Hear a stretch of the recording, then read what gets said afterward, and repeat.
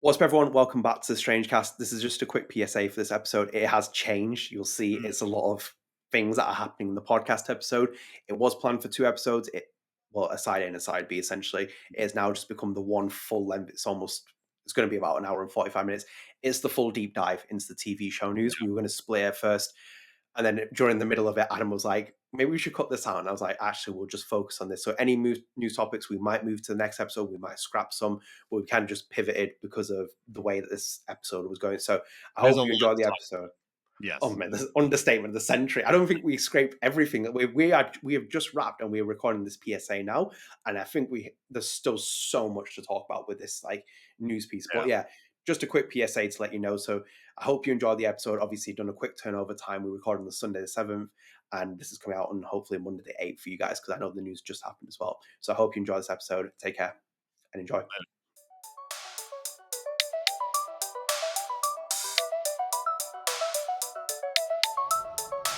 Ready for the mosh pit, Shaka Bra.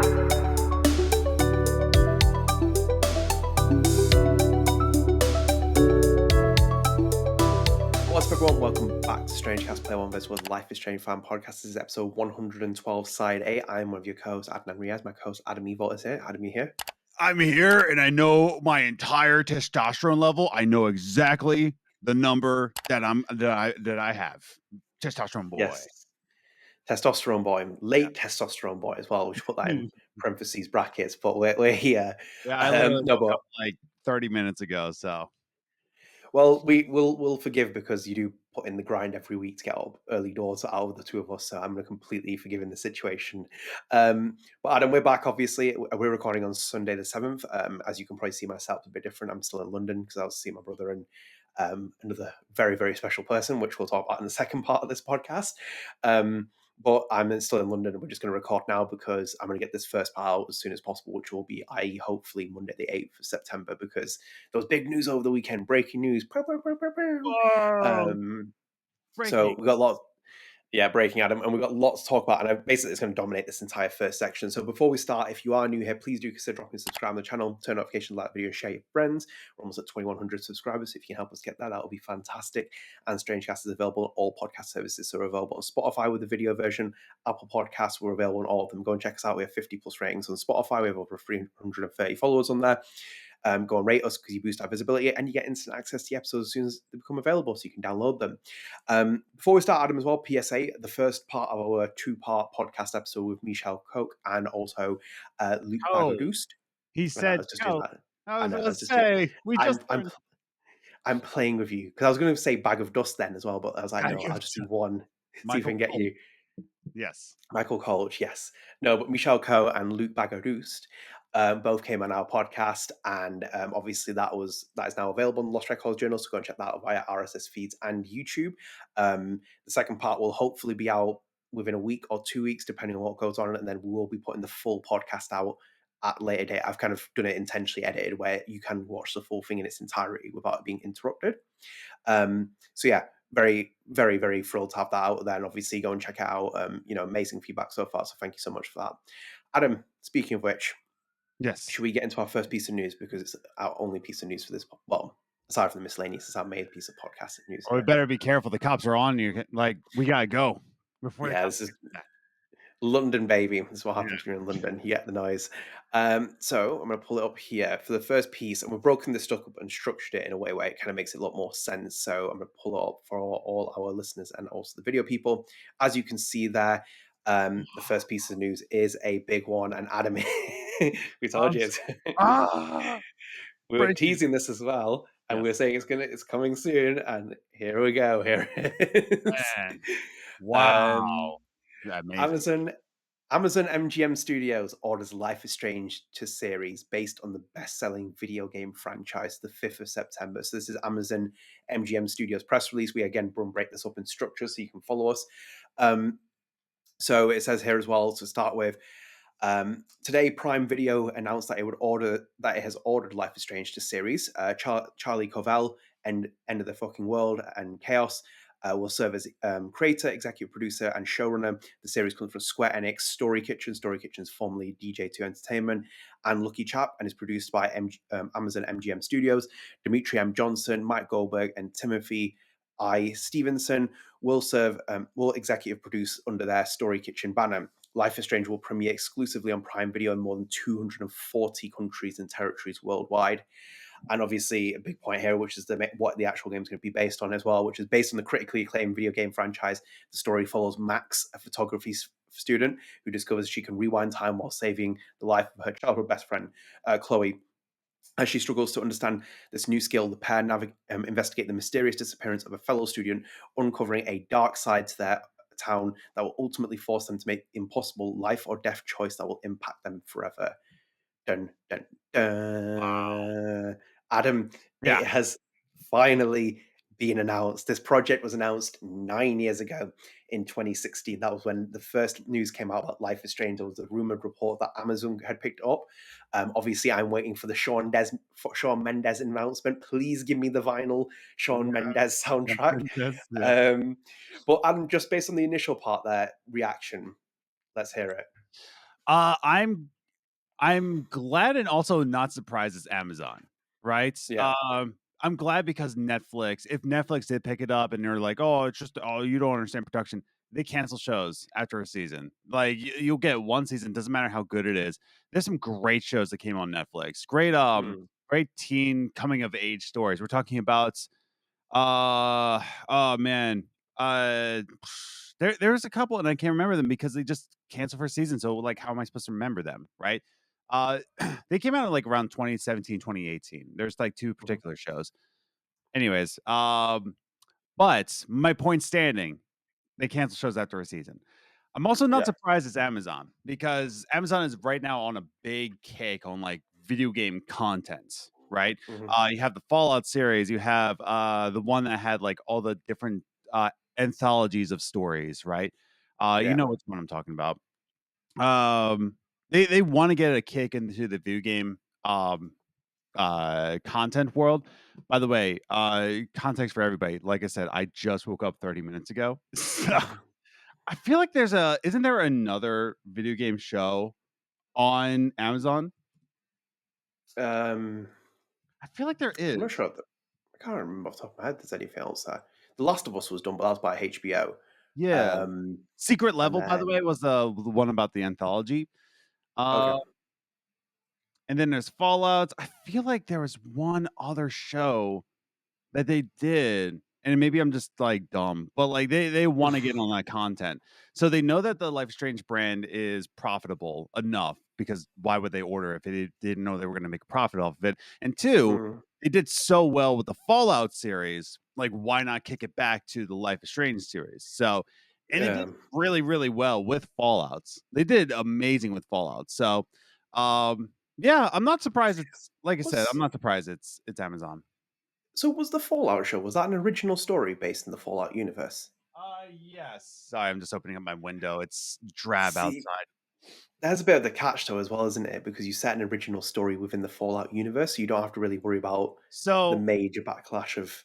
I will say this, that like I prefer when shows have an original story within that universe, just because let's go back to, and Kind of Funny Games did a great segment on this, right? Where they were talking about the Tomb Raider series. Is Tomb Raider wait, I think Amazon ordered the Tomb Raider series. They have, yeah. It's so, got Sophie Turner in it.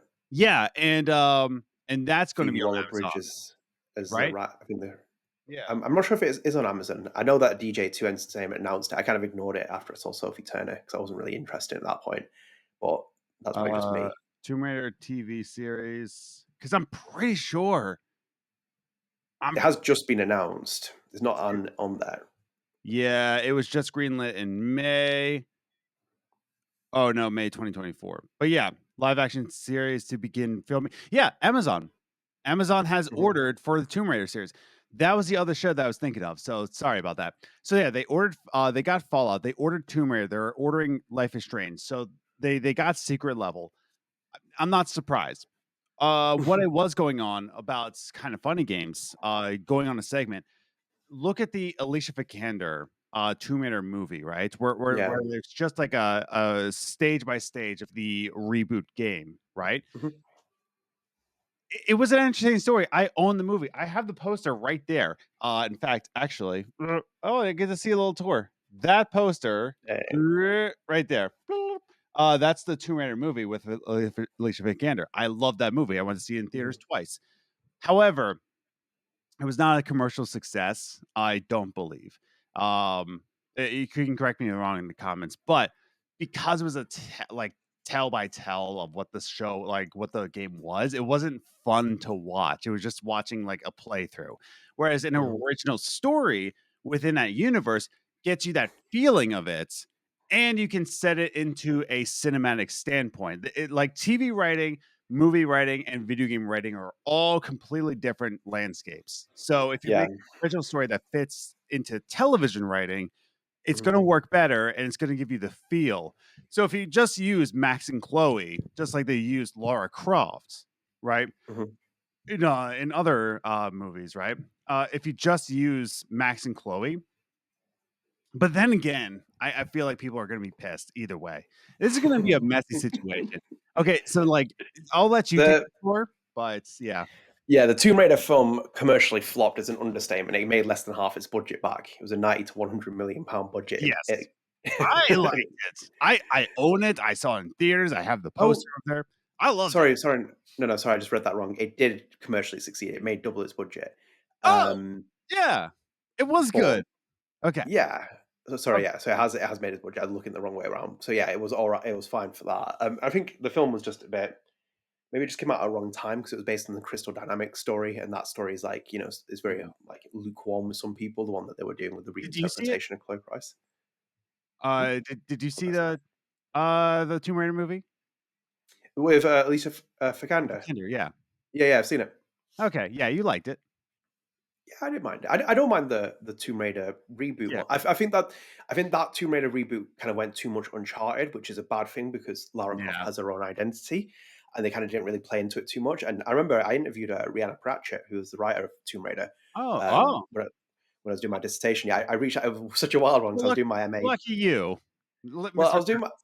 I wasn't even properly in the industry at that point, like in terms of like I'd left the industry and was doing my MA and journalism. I just reached out to her and she agreed to do an interview for my dissertation. It's in my dissertation, which is quite wild to do that. Obviously, she's also Terry Pratchett's daughter, which is like even more crazy as well on top of that. Also Terry Pratchett, I think it is. So yeah, my brain's scrambled, so bear with me. Yeah, I'm kind of like with you as well. Like I know Story Kitchen's like, and I'm going to use this loosely, milking some of these nostalgic video game interpretations. It feels like they found a formula now to kind of like do what Uwe Boll was like messing up in the 2000s and making adaptations. It feels like they've got the kind of stepping stone right. Fallout is kind of hard to compare with it, in my opinion, and I think you just kind of made the point that it's an original story within the universe because that's also what Life is Strange is. And it's possible. Like, how many? Like, have you played Fallout? Yeah, of course. Okay. Not the original one, but I played Fallout 3 though. You play but did you play like New Vegas? Did you play Fallout? Yeah. Okay. Yeah. So like you can know that Fallout, you can do that. You can integrate characters, right? Because it is just the universe of Fallouts that you can like properly do the story. Whereas Life is Strange, it's a very specific story. It does have a vibe because technically Life is Strange is also an anthology, but people are expecting Max and Chloe. They're expecting this, See, I think there's an interesting way you could do it, which is that you play into the first game story. So while the events of the first game are going on, you take control of another student within the game, or you just plant them into the game. Yeah. So it's like that kind of like another character has appeared and they're watching within the universe. It's kind of like, it reminds me a little bit of what Emma was doing with the comics, or one of her pitch ideas that she had, which was the kind of ideas like going into the Vortex Club and like, things about that and the Prescott family. There was like, she was trying to expand within the lore of the universe and kind of like, whilst maintaining everything else before obviously they went with the comic book idea. This is, she spoke to me about that in the interview that we did. But like, I think that was an option that you could have done it. But I think the weird part is that Life is Strange is a universe and they could have just played into that. Like just almost like its anthology model or its previous anthology model where you tell stories within the same collective universe and you tell different stories. With the announcement, it's so hard because like I'm I'm so deeply torn on it because like Yeah. after our conversation with Michel, I think one thing I found after we spoke to Michel, I'm even more terrified by the idea of trying to write something like Max and Chloe just after meeting him. Like, because I already thought it was a very difficult feat to do it, but just to kind of meet him and get a vibe even more off him, it kind of terrified me a lot because people Yeah. keep saying to me, it's like, you can write Max and Chloe stories afterwards and yada, yada, yada, and there's Mhm. fanfics out there. I'm sorry, but like in a respectful way, when you compare it to what Michel is, and Michel is an auteur for me as well, it's a very distinct auteur. It's like it's not nowhere near as like Dave. You know, that's like someone trying to write fanfic for David Lynch after his passing, like, you know, Twin Peaks 2.0, 2.3. It's like, or 2.0, 2.3, 3.0. It doesn't work for me. Like, he's got such a distinct style, and Life is Strange is such a weird adaptation to do because one thing, even outside the choices, obviously, let's get that established because you're going to make something quote unquote canon in some circumstance here, unless you're doing a Bandersnatcher Netflix kind of show, and that in itself has problems because Netflix has removed Bandersnatcher, and it's like you can't really access that kind of like episode again now. It's like, you know, you don't have the options to choose from it, but with Life is Strange, even aside from the, you know, the choice based circumstance of that story, when you're telling something, it's already a TV show. Yeah. The game is a TV show. Like, it's like, for example, if you were trying to adapt Metal Gear Solid 5: The Phantom Pain into a TV show, you can't because it is a TV show. Kojima wrote it. He was so heavily inspired at that point in his life to write a game which was based on like TV and the way So the much credits so were there. that Kiefer Sutherland Yeah. is Snake, you know? Yeah, Mr. 24 himself, like, you know, Yeah. it's kind of like he's very much playing into that. And I think it's so hard because, like, even when they start the game, it's like, you know, Maxwell's like, in the previous episode of Life is Strange, oh, a cliffhanger ending. And oh, it's kind of stylistically done as a TV show. Yeah, but here's the biggest problem with that. How do you end the show? You can't end it. How do you land that plane is the biggest question, you know? You can't. There's no way you can't win this situation because No. literally as well, your final choice is 50-50 on that Yeah. split of where people vote for it. And as you said, how do you land this story? Because, and also the other part you can't do is you can't deviate and go off a different tangent because imagine if they try and make a third ending appear. Like, oh my God, people are Yeah. going to lose their shit more.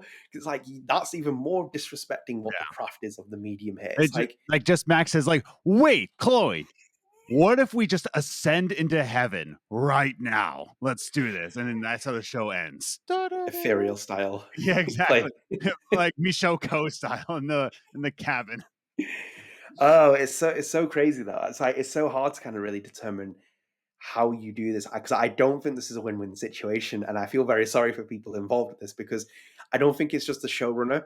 Like, for example, I'll come on to actually the next section when we talk about it because it's with the creators and stuff. But I think it's just very difficult to kind of like sell this because it's a choice-based game, which is already difficult in itself.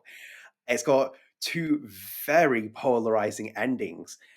And then where'd you go with the rest of this as well? Because you're doing a straight par for par adaptation from the sound of things. And then do you insert like Rachel Amber and make her more than a plot device? Because like I love Before the Storm, but I can also separate Before the Storm from Life is Strange 1. Like I love that experience I had with Rachel Amber, but I know Rachel Amber is a plot device. She is literally Laura Palmer, or even more of just a plot driven focus on Life is Strange 1. She's not meant to be expanded. I think if I remember reading somewhere correctly as well, I think they even had plans to expand Rachel Amber and like even have like a dream sequence where Max meets her in the first game. Don't quote me on that. I think there was something I read with that. But it's like that was a good decision. They didn't do that because Rachel Amber has to stay an enigma within the game. Yeah. And my only fear I have at the minute is that Square spends too much time focusing on the Rachel Amber, you know, plot murder in the TV show, and they've done it with every other game since Life is Strange, i.e. True Colors, i.e. Double Exposure. They focus on the murder mystery element rather than the actual story of the characters, and that's my only worry, that when they do this, they could just like, you know, not land it properly in the way it's meant to. Yeah. It's just somebody messaged me about like how do I feel about this show, and I'm like, I don't know. I don't have really any opinion other than just like I'm not surprised it's Amazon. Like I'm not shocked, and I'm also glad it's not Netflix because again, I want the show to have a second season if it is good, but with Netflix. Second season to where? Where are we going, Adam? It's a concentrated story. Like, where Well, are we going? That's why, like, okay, so going back to did we go through the Variety article? No, so should we just jump into the next section then? Because we Yeah, can jump into let's get more details because like we don't really know what the story is, but we're about to jump into this other detail. It's just that synopsis that I read at the beginning, with Yeah. Max and Chloe. Like the thing is though as well, and it's funny you mentioned that. But like Most that's the people thing, don't. it's just a synopsis. They didn't Yeah. say if it's Max and Chloe. They just said Life is Strange, and we got Amazon, and then we got another announcement about like the person. So it's there. So like they didn't really sell this well because they put it on social media and people kind of like confused by like what the actual thing is. This is it's a straight up adaptation. I'm on screen again. Yes, I am. So as you can see here, literally that's it. They've told you in the second paragraph, based on the critically acclaimed game, it follows Max and Chloe. Oh, the story follow. No, I think it says based on the critically video game, the story. Yeah, so it's based on the first Life is Strange. The story of the TV show is following Max. Okay, so like that's what I mean. Like the way I'm reading it, it's more of like oh, that video game was about Max, but Yeah. what you're saying is that like they are literally telling us the story will follow this story. Yes, it's following this story, Adam. I'm trying to This cope story. here. Like I'm really trying to cope. It's tough, man. It's tough, man. It's this story, Adam. Like, because everybody's story in Life is Strange is completely different. Like, how do you handle, dude? How do you handle the roof scene? You know, like how do you handle that? Like, because the two situations with Kate are still plot points within the story. It just depends where you went. In fact, like if we go into like trivia, you visit Kate in the hospital because people are like, no, we want to know more about Kate. But they didn't know that until like people tried to say. Yeah. So I guess you just go on popular vote. But then there's also an interesting dynamic. If Kate jumps, where does Max lie in that? Like blames herself. There's also valid points with both splitting ends here. So like what do you do other than you do what Emma Vicelli did and just split timelines? Yeah. Like there's a lot, man. That's in itself as well history, and at least for my history, when I'm looking at Emma Vicelli, really did something very smartly with the way that the story plays out, and the fact that she has the two timelines that she's playing around with. It saves the story, and it keeps structural integrity in certain places. There's still problems within like the overarching theme of the game, the comics and what they're doing, but essentially you have a lot more leeway and room to mess around. But as you just pointed out there, there's so many systemic like question marks. This is not just like, if you whether or not you water the plant, like Lisa, like, that's just a tame decision. Choices have consequences. It pops up on the screen every single time you make something in this game. And especially with the big ones, what do you do then? As you said, like if you have the Kate situation, what's going to happen there? Are we going to like let this girl jump off the roof? Like we saw what happened with 13 Reasons Why back in the day with Netflix. They had put disclaimers and everything in the show just to kind of like, because they had these suicide sequence in there with, the original cut of it. And it's like, then they had to change that. It's crazy, like, when we're talking about like the levels of like choices that happen within this game. It's so it's a very, very tall order. This I'm putting that out there. It's just in video game like fans, like game fans, gaming, the gamers out there. They are very, how do we put this? Protective, yeah, is a polite word for it. Just because, and I'm not even talking about just the Life is Strange fandom. It's just gamers in general are very protective of the IP, and so if you don't do this right, bro, you will hear about this. I still haven't watched the Halo series. I have season 1 on DVD right now. Like I just haven't gone around to watch it. But dude, I count myself as a big Halo fan. However, apparently there's a scene in season 2 where Master Chief has sex. Okay. And the entire internet was just blaring. The lore of Halo says that he can't have sex because I was like, what? I didn't even know that. Dude, there was debates about what like enzymes they took out of his brain because he can't have sex because of this dude, there was a whole Reddit debates about it. And I was like, I tell you what, who cares? they're making a good springboard for our next section. Should we just go into it then? Because I think Yeah. this would probably like hit it. By the way, if that little nerd thing really offended people, just count yourself that I was once a nerd. I just dress in black now. So like that's the illusion is there. You are the nerd. That's what it is. Yes. So Adam, with this as well, kind of coupling in, this kind of like bleeds into what you were saying on the points as well. So Christian Devine obviously is a very key architect in the Life is Strange series, writer from 1 to Captain Spirit, worked with the original Don't Nod team. The news came out from Amazon MGM Studios, as you can see there, where they confirmed the adaptation. Again, that was the problem, Adam, where people didn't know it was Max and Chloe because they just put that post out. They didn't put anything else with it. Like the press release has its own information, Variety has its article, but they never really confirmed anything to the social media masses, hence why people were kind of a bit confused. But it is a Max and Chloe story from that, at least from what I can take from the press release. Christian Devine, obviously, here as well tweeted saying the only people not involved are the creators, which was in response to Amazon MGM Studios, where it says all the people that are involved in it. Christian Devine tweeted that saying the only people not involved are the creators. Very, very sassy from Christian Devine. I love Christian Devine. I'd love to interview him one day. That sounds like amazing. Adam, as you can see here, Mr. Luc Baghadoust was on as well. Twitter, he popped up and he put as well tweeting in response to that original tweet, as you can see from below for Amazon MGM Studios. But seeing the game created by @Don't Nod Michel, @Raoul Barbet, and Jean-Luc Hano, and our @Don't Nod team becoming a show is an incredible honor, which was replied.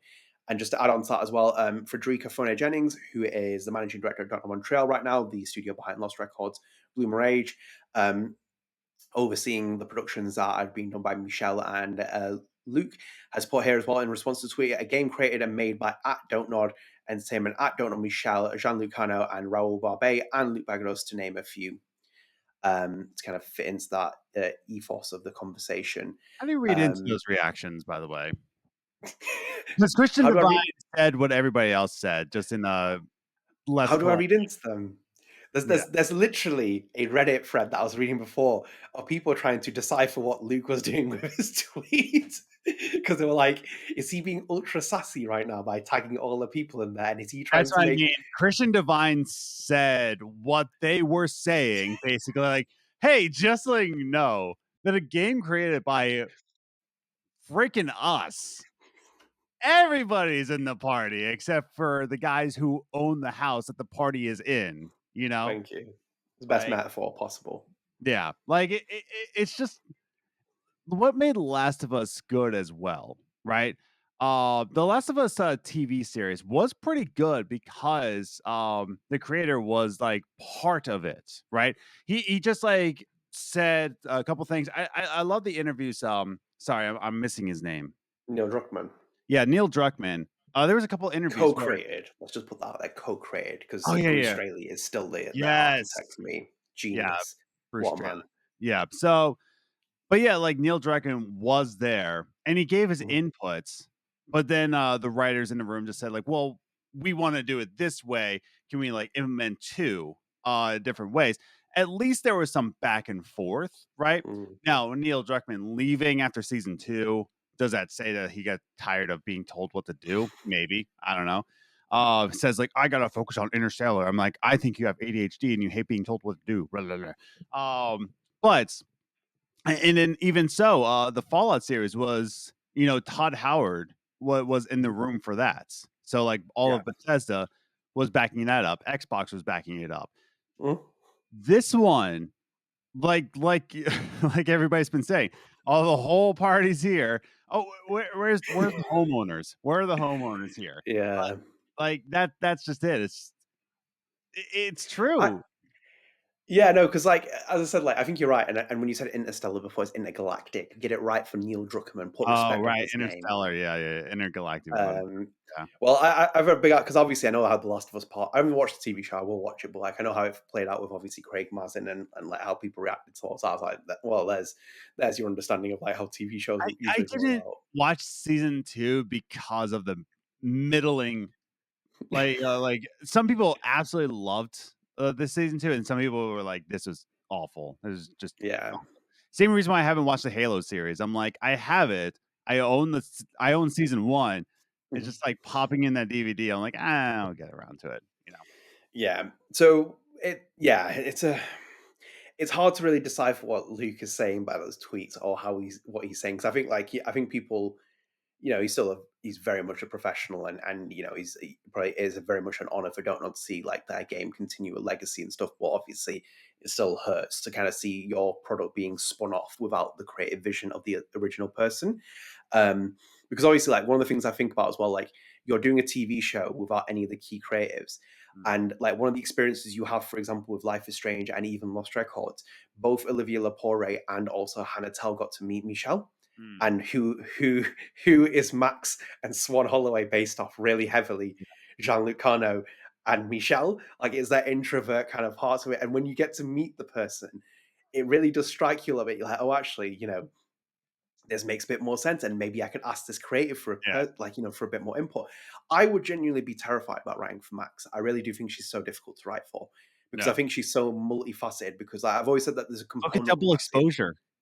massively. That's the key example. That just shows you that, and even Emma's interpretation is very different as well because Max is only a little bit older, and Emma Vicelli adds her own input but respects the craft that is put in by the original creators. And I've always said that Max is a component of a lot of people. I.e., for example, Max is Jean-Luc Carnot and Michel's introvert slash personal experiences. Then on top of that, there's a layered part of Hannah Telle's formula that comes in because Hannah has her own input on the character in terms of being the performer, etc. Mhm. Serena has her own input in terms of the walking and how you manufacture Max. And then ultimately, and this kind of sums up why the TV show is difficult to do, Max is then handed, I think, 50% back to the player, i.e., it's you. You make the decisions. You make Max who you want to be because 30, 40, 50, 60-year-old men, trans people, queer people, any person can project themselves onto Max. That's what's even more outstanding as a protagonist. And that is because you have player agency. You give ultimate player agency to your character. Yeah. That's what makes Max special. How do you do that in the TV show? Can you make her relatable? Is she just going to sound like a whingy teenager? On top of that, as well, we'll come onto onto the showrunners and stuff in a minute. But we are going to see, for example, the debate between cringe and cringe come into play because is American cringe going to match French cringe here? Because Michel's cringe is not the cringe that people label it with. There is true cringe, and we might just see it now. American UK slash writing influences, and it's gonna be like, okay, Well, like let's that's the see. thing. It's like once again, I will point to always the Ghosts of the UK and Ghosts of America. Like those two Yeah, shows are completely, and Ghost American does not play into it correctly. Like there's yeah. zero transparency with pun intended transparency. Uh with how that show should be. So but yeah. Yeah. And I've seen it all the time as well. I've seen the UK adaptations, like the in-betweeners in the US and stuff, and it's like, oh my god, it's like it's just you just lose that. You lose that magical touch. And my problem isn't like you could do the TV show because I think like this entire TV show would have had so much more weight added to it if Michel's name appeared as a consultant, or even Jean-Luc or Luc or Christian Devine, someone who's a key architect in the series. If they were consultants on this project, I think this would calm down a lot of the reception that Square would get from it, which is wild. And in itself, those people could really prefer that, like, benefit from having, that kind of like feedback on top of it.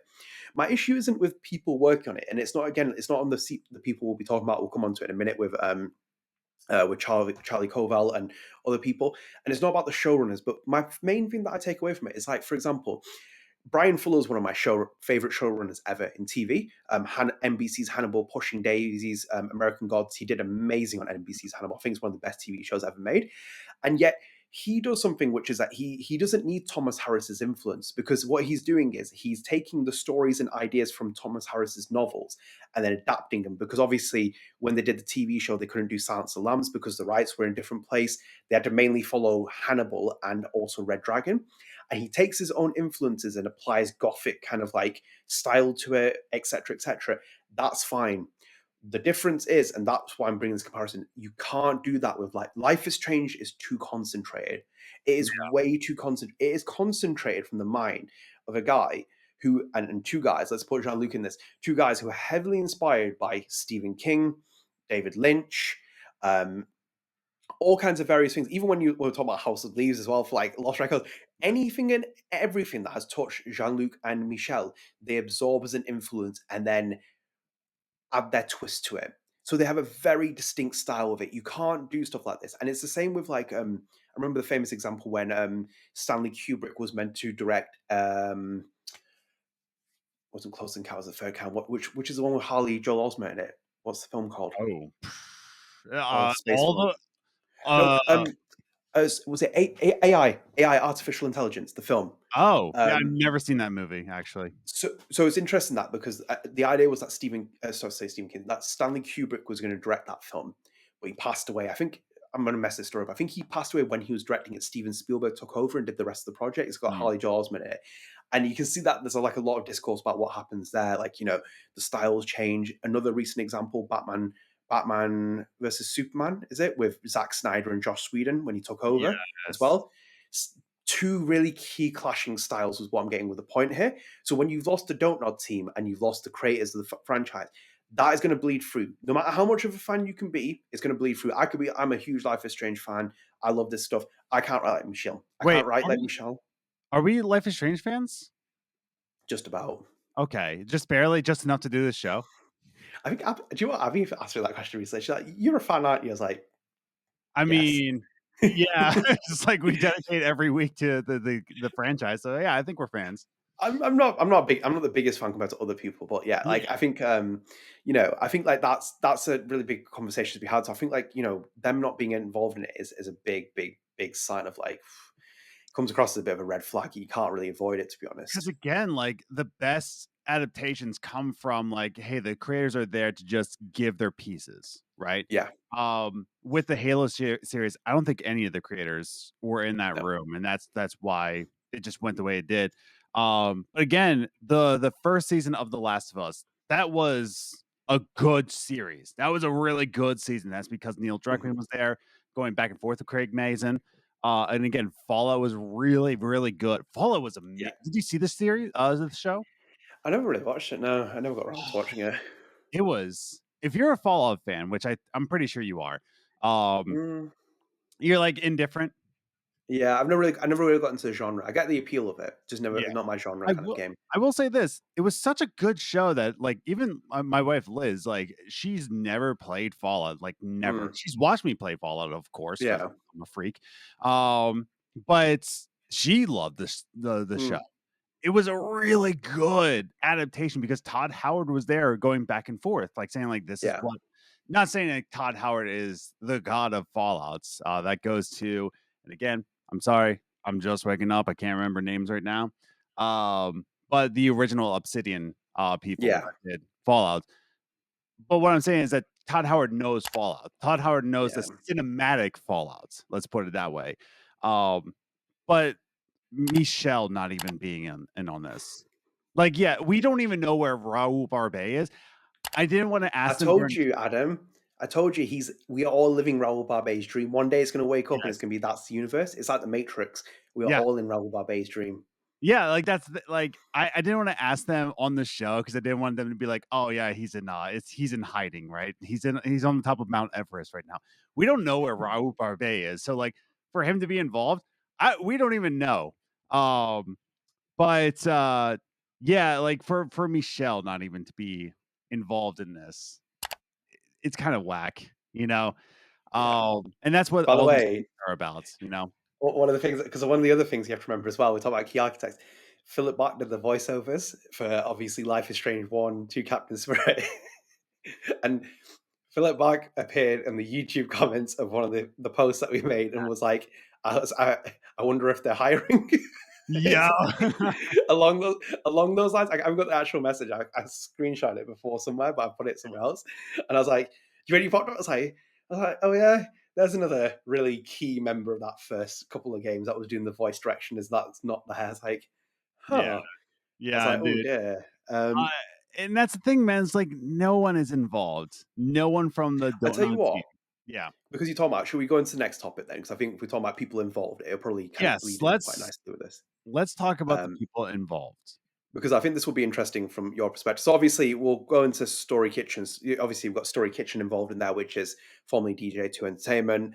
LuckyChap is involved in that. I think that's Margot Robbie's company that was involved with it. Wait, Previously, I Margot think Robbie has a company? LuckyChap, yeah. Oh, I didn't Um, know that. Yeah. Go I Margot. think that's specific. Is it still? It's founded by Margot. I don't know if she's still running it. Founded by Margot Robbie, Tom Akalia, and Josie McNamara and Sophia Kerr, who founded it. I don't know if they're still running it though. They're still listed key people, so I'm establishing that they probably are still there. But anyway, those people are still like key influences within that studio, so that they're involved. And obviously, the big one is Charlie So, Covell, who so is even Margot Robbie is essentially involved in this series, but not Michel Co. yeah. Not my yeah. Everyone is involved in this except for Michel. Do you know what? I hope Raul. But do you when you get the scene of Jefferson like walking out and he like reveals that it's him that Sunday? I hope it's Raul Barbet's face that appears. He just like looks at Trey's like, and then at the end of the episode, just comes that says Raul Barbet is back. No, Not will return. There's just there's the first trailer of the series, and then it says Raul Barbet will return, and it's just like he's the only one involved in the show. And he's also doing this as well. Absolute cinema style, Raul Barbet. It's like, that's what we need. But Adam, so as you can see here, obviously the big one we'll focus on here, which is that Charlie Covell is involved in it, who was running End of the Fucking World and Chaos. Let me just pull Charlie's quotes up here as well. They put here, "It's a huge honor to be adapting Life is Strange for Amazon MGM Studios. I'm a massive fan of the game, and I'm thrilled to be working with the incredible teams at Square Enix, Story Kitchen, and LuckyChap. I can't wait to share Max and Chloe's story with fellow players and new audiences alike." So Adam, let's stop quickly. right there. So Charlie Covell is they and them pronouns, because Yes. I know people don't know that. And also as well, can I just say as well, Charlie Covell is also playing a Max and Chloe story, and none of the social media accounts did. Why did you not tweet it was a Max and Chloe story? Like, people don't understand that this is the story, and it's not even your fault, because unless you read the Variety article or you read the press release, you're not going to know what it is. So I think even people on Twitter were tweeting saying like, "Ooh, what kind of story is it going to be in this?" And people were like, "Well, it's a Max and Chloe story because that's what they said." And you're like, "Oh, really?" But So please continue. Let's stop on one thing that Charlie said here. I'm a massive fan of the game. I'm thrilled to be working with. Now, what's the first team that Charlie mentioned? I'm excited to be working with Square Enix. Said no one ever who has worked with Square Enix. So I don't think Charlie really knows what they're getting into here. The series comes from Square Enix. We keep talking about Story Kitchen. We keep talking about Margot Robbie, which, the world's treasure, Margot Robbie. But by the way, Margot's role in the Big Short, classic. Yeah, Yes, absolute great. classic. But yeah, no. So here's the thing. The incredible teams at Square Enix. Now, no, I don't know if fans of this show know about what Square Enix does to this franchise, right? I don't know if you listen to this show, would they know how much Square Enix loves Life is Strange? They love the money of Life is Strange, which I'm just like, where's the money in Life is Strange? We know financials for the franchise and what Square does with it. So once again, where? So when we say that they gave us double exposure, right? They gave us, how they market Life is Strange? They put them up in ice cream stands. Do you remember that they had one ice cream stand in Los Angeles that had a couple flavors based on Life is Strange and like a little merch here and there. That's how they market Life is Strange. And they put up, little posts here and there like, oh, look, it's the birthday. No, not even that. Square doesn't even recognize, like, on their Twitter account, right? Like Life is Strange. Sometimes, like Sean Diaz gets his. Sean Diaz got the Sean, treatment this year. He got a new post, not the yeah, same picture. It was different. Sean got a new post and all that, but like Square on the one hand, we have known for years now what Square really does with Life is Strange. So when Charlie goes like, I'm excited to work with the teams over at Square, I'm like, you can stop right there, Charlie. You can stop right there. I'm excited for Square Enix. No, you're not. Now I know that Charlie is. I know Charlie like has to say Square Enix because who else can they work with? Like you're not working with Deck 9 on this. Like I'm excited to work with Deck 9. They don't own the IP. I'm excited to work with Don't Nod. They don't own the IP. Who owns the IP? It's Square. And like so like we have to have Square Enix involved because they own the IP. This is a dream scenario that like yes, Don't Nod can't really buy the IP right now, but for this situation, they should have been owning the IP because now we get to a point where we have a Life is Strange series, and who owns the IP? God bless Square Enix. So that's what we're gonna get, right? Now the fall. My reaction when because like even when everyone was talking about that, it was Charlie Covell and I'll come on to Charlie Covell in a minute. I was like, Square Enix is involved. That was my first try. I was like, Square Enix is involved. Then I was like, then Christian Divine went ultra sassy, and I'm gonna get a Christian Divine poster here somewhere at some point. Yeah, just hang up. Christian Divine went ultra sassy. Was like, the creators aren't involved. I was like, oh, it's like my O's were getting deep, and I was like, oh, but that's just it's like yes, I didn't really love how Phil Spencer patted himself on the back. Like, oh, it's great that an Xbox series got a great show. Xbox really did a good job with the Fallout series. I'm like, it's really nice to have an Xbox IP. I'm like, shut the hell up, Phil. Shut the hell up. Shut up. Like he didn't say that about Halo. He didn't say that about Halo. It's like, I mean, Halo existed. Yeah. But like, at least Xbox throws money at dumb crap, and they make pretty good stuff until they don't. But yeah, like this, like Square's involved. Great. So like we had some like good things coming out of Square Enix, like that being like the Emma Vicelli comics. Like we have what was the one book we really like? Steph's Story. But then we got Heat Waves.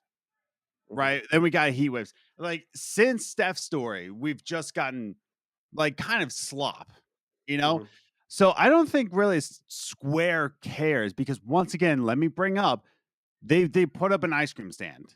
They thought that was good enough to like market Max and Chloe. Like, you like ice cream? Yeah. Well, have this one specific store in one specific city for a specific time. Congrats. You get ice cream. Square doesn't care, dude. And then Story Kitchen. I don't know enough about to like really say this. So like they did the Sonic film, and like there seems to be building a portfolio of games adaptations. Which have you seen the Sonic movies? No, I remember that. London. It was based in your hometown. Hometown. I remember they had to change the Sonic. Do you remember Sonic? They had to change it, that entire like market backlash that happened when people saw the original Sonic, and it was like, oh, okay, like it. I don't even think it's not necessarily Story Kitchen can't do it with other publishers. It's the publisher you're working with because every publisher is individual to the experience that you're having with.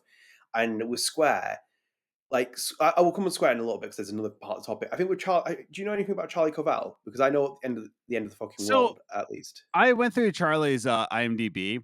Haven't seen a single thing they did. Like I think End of the Fucking World was received well. I've heard good things about it. Like I've heard things that they've done. I watched the first season that they did, so it's not they adapted for that So they wrote the TV adaptation for it. I liked the first season, the beginning part of it. I thought it started strong. It really tailed off for me, and then it kind of like just fell apart near the end for me. I wasn't even that interested in it. I might have to go rewatch it again, but I was not that like completely hung up on it. And then I think they've done a second season, which I must have missed and must not have been paying attention to. I believe that's original material that they did it on. So I've been looking at online reaction and stuff, and some people weren't happy with that, which I'm like, okay. Kaos has been received well. I haven't watched it, but I know that it's been received well critically. Again, I'm just not like I saw some people say like, for example, like let me just say something here. I'm gonna be really brutal as well. When people like Charlie Covell said that they're a massive fan of the franchise, that's the bare minimum I expect from you. That is not a flex in an argument. This is not against Charlie Covell. I hope that they do a really good job with it. Best of luck to you. You've got a massive task ahead of you. I am a fan of this thing is not a flex. It's the bare minimum. Emma Vicelli was a fan of Life is Strange and wrote the comics. Bare minimum I expect from it. Emma was drawing art and stuff like, bare minimum I expect Emma Vicelli to be a fan of Life is Strange. She was fantastic. Obviously, when you've seen, for example, when you're not a fan, famously the Harry Potter 4 director of The Goblet of Fire had never read the book before he made the film, and you can see why it translates like that. But I'm talking about that's the bare minimum. And by the way, do you like those Harry Potter TikToks I keep sending you? Yeah, they are quite funny. Accio Hagrid's balls. Dear God. One thing I don't know, maybe open Pandora's box at him as well. I've seen other people say about like Charlie Covell is good to have because they can bring queer representation to Max and Chloe. And like I believe that, for example, like obviously, Rosie 4 has done that with Steph's story, which is great as well. But I also expect my writer to be able to write anything. So the same with Rosie 4. I love Rosie 4. I would love to read more about Rosie 4's work as well. Like I expect Rosie 4 to be able to write for male characters, female characters, older people. That's the sign of a really good writer of anyone writing it. And diversity in teams isn't necessarily always going to be essential. We're going to hit a bingo run, because you saw that with Double Exposure. That was one of the most diverse writing teams in the entire Life is Strange series, and it didn't do well. And just to point out one more thing as well, and this is the most biggest overlooked thing that's possible. Max and Chloe, who are a lot seen as a queer representative for a lot of people, Max and Chloe were written by 2 Frenchmen and an American writer.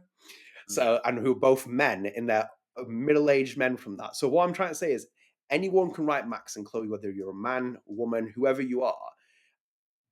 I don't think it's a defining characteristic for something, because it feels like that's the recent Double Exposure motif, Deck 9 thing, where it's like we have really diverse backgrounds and this happens. I expect the bare minimum of good writing to start with and then go from there, because that's what a writer should be. So same with Charlie Covell. I don't look at Charlie Covell's other work, and maybe it's just me. I don't look at that other work and be like, oh, the end of the fucking world, like, that they're queer and they're showing that representation, like they're showing queer representation. That I'm like, I'm not really too fussed. I'm more interested to see what Charlie Covell does as a writer, because that's more important. Immediately putting the label on Charlie Covell because they have that background and experience, it feels just counterintuitive towards me. I feel like if whatever Charlie brings as the influence, they'll bring as the influence, if you know what I mean. Yeah. Like that's just it. It's like being a fan of the series is, okay. Being a fan of the series is just a plus for me. It's not even your minimum. It's more of like a plus. If you understand the franchise, I'm going to say some famous ones here. So the very first Batman movie, right? Written by, my God, dude, I'm so tired. It's been a long weekend for me. First Batman movie was made by, dude, losing me. I know I see his face all the time in my dreams, right? 1989 Batman was directed by, come on, Adam, you can do this. Why are you not telling me? Tim Burton. Thank you. So Tim Burton made the 1989 Batman movie. He famously said, I've never read the comics. I don't like comic books. Like, he doesn't like comic books at all. Right. Yeah. And we got like Batman in 1989 from Tim Burton, which was fantastic. I'm even going to go into the Gears of War novel series. The Gears of War novels, the writer for that never played the games. Never. She just got the concept of Gears of War, like saying like, okay, it's about this, it's about that. And she's like, okay, I can work with that, and made fantastic stories from that. Being a fan of the series is just a plus for me. are you a good writer? Are you a fantastic writer? If you can get the commission okay, I'm going to say this right now. I'm actually working on music for 4 different games right now. 4 Mhm. different games. Some of the sounds that they're giving me, I'm not necessarily like the big fan of, right? Like, oh my, Mhm. I'm a huge fan of this genre. You tell me what you want. I'm going to produce that because I'm a good musician. I am a good composer, Mhm. right? Um, Being a fan of that series doesn't make you the best writer. If you are a good writer, if you're a good composer, you can hear a commission and just say, I can work with that. So the bare minimum for me, how good of a writer you are. And I can't definitely say, like, yeah, I love Charlie's work because Mhm. I have never seen anything that Charlie has done. And I was like, that's why I was going through the IMDb because I was like, you know what? I am on the fence because I don't know. I've never Yeah. seen, but I have heard good things about Chaos. Have I? Have you heard Yeah. anything about Chaos?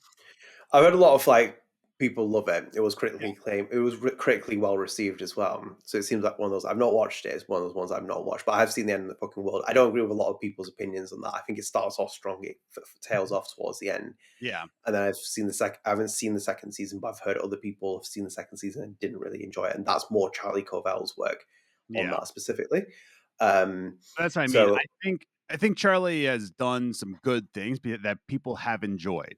So yeah, that's my baseline. Are you a good writer? Are you a good showrunner? That's where my basis is on.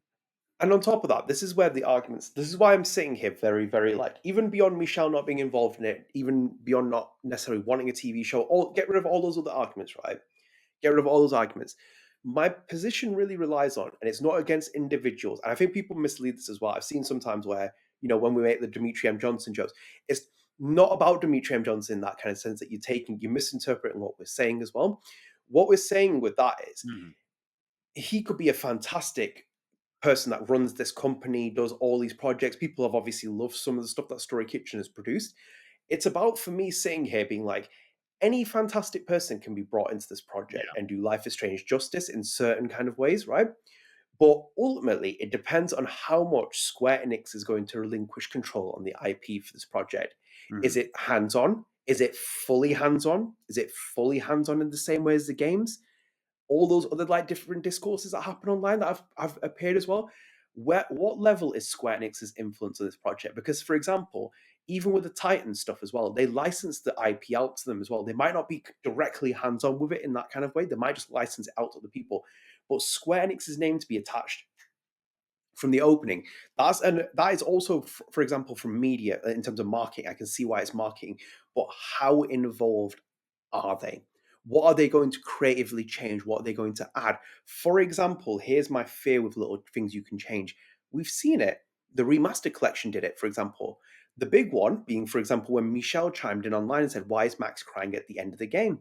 Yeah. And it's a fair point because he's like, what is the point of that? And even we sit there, when you look back on the remastered scenes and you watch, you're like, why is she crying at this point? There's nothing achieved from this. They'd even set the tone up very well with the game going. That was one subtle change we saw. Obviously, we saw more gameplay ones earlier on with the loading screen being put in and stuff. That thing we can remove because we're dealing with a TV show. What else are they going to do here? Are they going to expand Rachel Amber, for example? That in itself is a big, big issue then, because then you're going to impact the story, the formula, what you're hiding, what you're keeping thingy. Are they going to put more focus on the murder mystery element? There's another thing. So Yeah. it's not necessarily about Charlie's work and what they've done. Best of luck to you, Charlie, as well. Would love to interview you one day. Yes. But it's about what level is the influence here? Is Square going to have hands on with the acting casting? Are they going to bring in Emma Myers? Are they going to bring in an unknown actor? I would, for example, my personal position at the minute is I would love Emma Myers to be Max, but also I'm Mhm. very much in the boat of bringing in an unknown actor and keeping to the spirit of Life is Strange, an unknown, an actor from unknown background, and giving them a I'm gonna breakout have to disagree with opportunity. you there. Emma Myers is the only choice. I will never be happy until Emma Myers is cast as Max. Well, do you know what as well? Let's just say something as well. Those comments came at a very interesting time, and it's like I'm like okay, like Yeah, that was oh no, I've heard rumors, and then what 2-3 weeks later it's announced. I'm not connecting dots. I'm just saying like there are some things. Emma, we'd yes, love to have you on the podcast as well. Feel free to come on. We know you're a Life is Strange fan. Bare yeah. minimum, Adam, be a Bare fan minimum, or something. bare minimum. Yes, But I think I think ultimately I'm not. Oh, go I on. will say this. I think an actor to be a fan of the series is different than the writer being a fan of the I series. would agree. I would agree. Because you know how the story is supposed to be like portrayed, whereas a Yeah, writer, you know how to write a good story, right? But yeah. it's to perform it, to deliver those lines is completely different. Yeah, and I think the other thing as well with like the actors not having like where the position is again, it's like missing that influence of having like Michel there and someone to guide the actor and be like, here's inspirations for Max, here's the ideas that we did. Because how deep is the actor going to go into the character? Are they going to bring their own interpretation and they're going to skim things back? What are all these factors that start to come into play with like the character and how you handle her and stuff? Even with Emma Myers is kind of the act. She's still a very young actress as well, and she's got a lot more time ahead of her. But she still needs pointers and someone to point her in the right direction. Like she knows Life is Strange well enough in terms of like what is her level of knowledge? Is she someone who's going to go and look at what Michel said or Jean-Luc said or what Hannah said or what Serena said or something like? Are you going to try and like look into that, or are you just going to keep it surface level? What directions are you going to give him? And then with the Charlie Covell conversation, again, ultimately, I'm interested to see what Charlie Covell does. I'm not against it in any way, shape, or form. Like that's a solid showrunner for the time being. But how much control does Charlie Covell have over the show? You have all the titles like the producer, creator, showrunner. But how much influence does Charlie Covell actually have on the product? And they're basically again adapting something that's already made. And Charlie Covell's got a very different style from Michel Coe. Let's be very honest with that. And the same with and Michel's influence is so hard to replicate. I'm telling you right now that David Lynch, Stephen King, all those 80s, 90s, different books that he reads, the music he listens to, it all comes into play Yeah. with him. And it's like, there's the difficult challenge that we have with him. Yeah. So be interested to see more of Charlie Covell. Should we continue into our next part as well? Because I think this is about Dmitri M Johnson as well. Because we're past an hour at this point. We'll jump into our next topic. Just a bit of a quick change. Now, this is going to become one episode because we wrote the notes out. A lot has happened here. So apologies for earlier stuff in the podcast in terms of like little teasers and stuff. Things are going to be moved into the next podcast episode. We're just going to turn this into one full deep dive because there's just a lot on this topic. And it's kind of like, I feel like this might just give you a comprehensive full deep dive discussion and stuff. So just bear with us as we change. So this will just be one episode. But Adam, let's continue on then, obviously, because I think Dmitri M Johnson was coming up at this point as well. So we'll continue into this part. So this was the Variety article that came up amid this news as well. It announced when the thing happened. One thing I noticed in this article, Adam, which was quite interesting. Oh, by the way, as well, there's Variety as well says per the official story logline. The story follows the story of Max. So it is it's just so weird. I'm just hoping, No, mate, honestly, it's so weirdly done. But here's an interesting part, Adam, which was picked up in the piece that I saw when I read it. So there have been attempts to develop Life is Strange for television for nearly a decade. Yes. Legendary Television was originally set to produce, while Johnson has been involved in the project since the beginning. This marks the first time a TV version of the game has been formally ordered to series, however. So obviously we have covered this for a while now. Obviously we knew the stuff about Shawn Mendes that was meant to be involved in this project. Would be a great interview someday if someone can find out what's happened there. Obviously Story Kitchen was formerly DJ2 Entertainment at the time as well. Legendary was attached to the project. And it's finally been we finally got the pieces here. Obviously Amazon was rumored to be linked with it as well. That has now turned out to be true. But Dmitri Johnson has been involved in this for 9 years, which is a penny for his flaws. I'd love to hear what he actually thinks as we got it. I live here in Raleigh, and Raleigh is like a big epicenter for a lot of creatives, right? Yeah. That being said, I meet a lot of people who I'm not going to name drop anybody because one, that's mean, and two, the names don't really matter in this story. But I meet a lot of people who say like, yeah, I'm writing a TV series. Yeah, I'm writing a movie. And, things are going to work out. Like, things are just going to work out. Like, oh, yeah, I'm going to do it. And they just do it with life willy-nilly because, like, I'm going to do television series. I'm like, I hope for their sake that it just magically happens, right? I really do hope that. However, I don't think people understand how difficult it is to just get a TV series. Like, we all know Mm, that video games are a miracle. Like, if you mm. launch a game, like you just performed like a modern day miracle. But even Michel, television, you sound like that.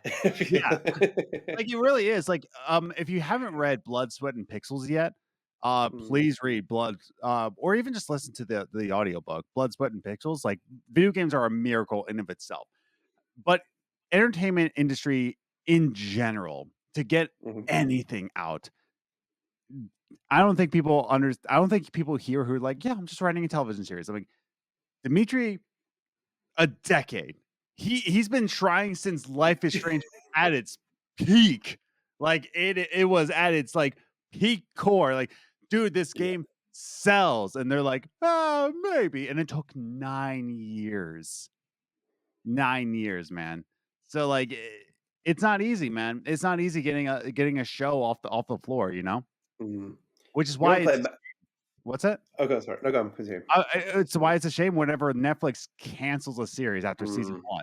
It's like all this work gets put into it, and they're like, "No, we don't like it. yeah. No more of that." So it sucks, man. Yeah, I honestly, I don't really know much about TV productions and developments. It's one of those things that's a bit more alien to me. Like, I thought they might even be further ahead in this project than they are, but like clearly Oh, not. So like, it is an alien concept for me. I only follow it enough to know parts of it. mhm. My forte is in different areas. I have a mixed relationship with TV as well as it is. But like as you said, it doesn't surprise me that projects are like kind of yeah, I don't really know a huge amount from like I'm sorry, edits. I've just had to edit this podcast out as well because the boiler that's next just went up. Um, I don't really know much about TV productions and scales. I have a very mixed relationship with television programs as it is. Obviously, I know the trends and stuff. That's why I was joking even on Twitter saying like, it's God miracle if this sees more than one season. You see the Netflix model of like canceling TV shows. Yeah. And to 9 years to get it off the ground, and then even when the popularity has really faded, it's now an ultra niche series as well. And the Yes. audience has kind of like developed, it's changed. Even people's relationship with TV has changed as well. Like we've talked about that. Even remember Michel's entire thing about the first part of that interview, the Lost Records. Fascinating when I was watching it back when he's talking about TV. He went full Chloe Price at one point and called Luke out and said, they're cancelling it because of you and you're not watching it. It's like you watch Yes. the first season and leave it. And it's so true because the market has changed so much for the product like this. Even this, for He example, even my pointed out like everything's made by a committee now. Like, even just like everything's and committee. and what do we have on this project? Story Committees. Kitchen, Yeah. Charlie Covell, Square Enix, LuckyChap, Amazon MGM Production. Mm. Five organizations, people that is a committee essentially. A committee As is now deciding the fate of Life is Strange. as How someone who's worked a job who had to go through 3 different committees just to get one decision made, like, yeah, things don't fly under that. They don't because I don't watch wrestling anymore. I'm very got like a lost relationship with wrestling, but I warn people about this for years. No matter what you think about Vince McMahon as a human being, that's a different story. It's not that we didn't know much about him, but when you have one overarching say on a product and they oversee everything, then there's going to be control over it. But when the TKO banner that now owns WWE runs that project, Mm. you see what's happened with the sponsorships and stuff. And let me make this one point, and this is going off wrestling. They put sponsorships on the wrestling map. And here's one thing. Billionaire Vince McMahon never put a sponsor on the wrestling ring because he said it is sacred. The mat is sacred. Billionaire Vince McMahon said that. And when a committee came in, they changed that. They put a prime look bottle in the middle of it. But anyway, I don't host a WWE podcast, but I host a Life is Strange one and stuff like that. But committee is a very poignant point that Michel made in that. And this is committee basis now that we're making Life is Strange, and you can't make a Life is Strange thing off of a committee. Can this still be successful? Yes. If you blow my expectations out of the water, you might blow a lot of people's expectations out of the water. But one thing I will say as well, and I really find this infuriating, people have every right to be cynical. People have every right to be mistrusting of this. People have every right to feel on edge about it because if you love something and you love your niche, you love what it is, you love whatever product it is, you have every right to champion the cause of it. And you can't play down other people's expectations for that. So it's like, if people are excited for this show, fantastic. I'm glad for you. Do the same. I always do this with Double Exposure. If you enjoy Double Exposure, fantastic. Glad that you liked it. I will apply discourse and criticism and other things to it where I can, and same with you as well. And it's the same with a TV show. Some people might love it. It might be an introductory point to Life is Strange. It might give loads of people a lot of love and affection towards it. But you're handling an established franchise series and something that doesn't have the creators' involvement in it. Same has happened with about George Lucas on Star Wars. Look at the state of those 3 trilogy films. Do we see people talking about them all the time? No, we don't. And I said for a long time, I was like, George Lucas is going to get vindicated. And he has been vindicated by what they did after that. So even with this as well, 9 years, and he's been involved in this, Dmitri Johnson, and he's seeing it behind the scenes. And even for me as well, he could be a fantastic kind of like, with Story Kitchen, a producer, someone who's like running the things behind the scenes. Ultimately, what control is he going to get on this project? How much control is he going to get on this project? What can he effectively execute? And the weird thing for me, again, is the fact that they just didn't approach anyone from Don't Nod or any of the architects and say, can we get you in a consultancy role? Mm-hmm. Because maybe they were involved at this point in this 9-year time frame. Maybe there was something there where they could have been brought in and they walked away from it. Who knows? Yes. That's another thing. Yeah, there's a lot of mixes to this, and it's just it seems like okay, when more we're talking about this, and people have asked me what do I think about this, the more we're talking about this, the less confident I am that this makes it after season 1. I don't have a lot of confidence because again, it for me, it's the multiple committees behind this. And with Michel talking about how everything's made by committee, and that's why there's no soul to it, because there's not one single creative. It's all a committee. I have very little hope for this now. Yeah. No one from the original team is involved. It's just 3 different committees. A person I'm not really familiar with, Charlie. Like no fault to Charlie at all, because I just don't know their work. But I've known that people enjoy their work. That's cool, but like I don't know it. So like I'm not fully invested into the series just yet. And that's the thing as well, because like, as I said before, whether it's Brian Fuller, it's J.J. Abrams, it's Damon Lindelof, it's Vince Gilligan. You start seeing when people have like full creative control, David Lynch, people who are involved in like TV shows or whatever. That's my thing. And you have every right. It might be because you're talking to me, like you're feeling a little bit more cynical about it. But like, it's what does this turn out to be? What and why is it being made now? What's it going to achieve? All these outcomes become a factor. And when you literally just put out a project 1 year ago, Adam, it's not even been a year since Double Exposure's launch has happened. And I've warned people about this as well. There was Max Caulfield returns written on that game, right? You have, for example, right? You just reminded me you got the replay Double Exposure. Of course, I will haunt you every single. It was next month. I will haunt you every single week. October 2nd, the day of the Ghost game. It's gonna happen. John Stowers gonna make a cameo in this TV show. He's gonna come up and be like, "Why are you doing this, Adam?" But Adam, one thing as well. Like, think about this in the timeline. When does this come out? Does this come out after DE2? Where does it come out in the time frame? This could come out to a point where Life is Strange is on its knees. It's already on the ventilator. It's already on like a life support at the minute. It could end up being in a position where this comes out after DE2. Yeah, and think about you. And that's the problem, is that it's already on the ventilator, but like, will it be like the Fallout series? And dude, Fallout games right now are super expensive, like because of the series. I just went to a game store. They were selling a copy of Fallout 3 for $76. Like, not even joking. $76 for Fallout 3. Because the series is making it such a commodity now. Like, is it going to bring value back to the franchise, or is it going to like ultimately sink this franchise to a place that we've never seen it before? I hope not. My daughter finals needs to carry that value. I'm investing in Life is Strange. Our show is invested into this. We don't have a show if it's like totally in the sinker now. Well, we do cameo. Why can't we do a cameo? Get us on Loretta Rice's podcast. Make us the equivalent on the show. Yeah, I'll sell my soul out, Dimitri. Just get me involved in this project. Like, sign me honestly. up. Yeah. Is this um, filming in London? Is it filming in the great UK? in London. Adam, do you know what? Let's get his quotes up actually, because they were on the actual press release as well. So where did he put it here? Did we actually? I'll mention his quotes and then I'll pull up the next part of the notes, which is I think their tweets and stuff that they were talking about in there. So Adam, here you can see it as well. Dmitri Johnson and also Mike Goldberg as well from Story Kitchen said, and I quote: "Story Kitchen has always believed that Life is Strange deserved to be more than just a game." It's a cultural touchstone. After a decade-long journey, we're honored to be bringing this beloved story to Amazon MGM alongside our incredible partners at Square Enix, our brilliant showrunner and writer Charlie Covell, and the amazing team at LuckyChap.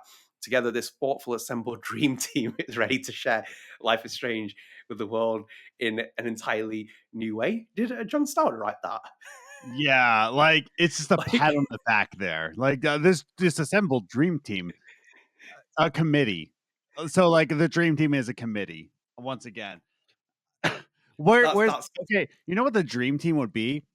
Luc Baghadoust, Michel, Raoul Barbet, Jean-Luc Cano, and Christian Divine. Christian Divine needs to be there, being sassy behind the scenes. Like, what are we talking about? The dream team. This is not a dream team for Life is Strange, you know? No. Like, literally, just what they have now, just add Michel. Oh, dream team. There we go. Like, all you have to do is add literally one. Dude, add Christian Divine. Like, just add Christian Divine. Literally anybody. Just a single person, right? Dude, hire the janitor at Don't Nod Studios. Just hire the dude that did janitorial duties. It's a dream team right there. Like, literally nobody involved from Don't Nod is here. I'm convinced that John Stauder wrote that. The dream team is very Avengers coded. They're all going to turn up at the end, like Charlie Covell is going to be like this. Dmitri Johnson's all going to be there. It's fantastic. It's crazy, dude. Let's continue on, Adam, as well.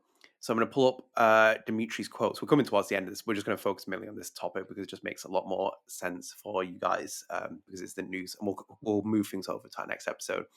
Adam, as you can see there, Dmitri M Johnson as well tweeted on the 5th of September saying, "What a ride it's been to Life is Strange fans who had never been stopped asking, even when we had to stay quiet. Thank you. Your patience means everything, and trust us, it'll be worth it." Hang on a minute. Even when we had to stay quiet. Yeah. Sounds like menacingly horror.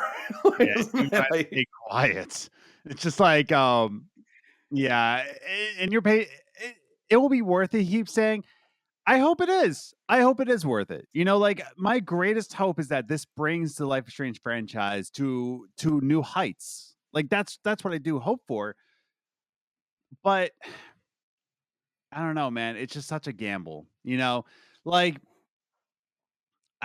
man. Like, by the way, yeah. Can I just say as well, when he's saying like we had to keep quiet, it gives me this vibes.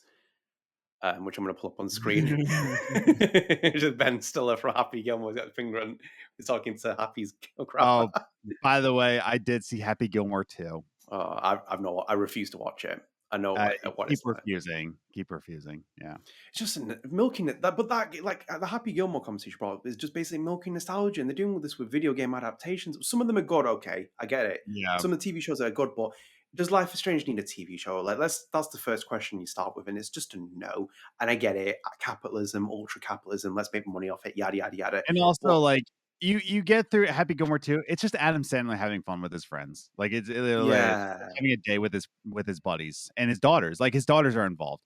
Oh, great! We're having the Sofia Coppola nepo baby treatment in film. Let's get Mila Jovovich's nepo baby in this TV show. How it goes? Was it Ever Anderson?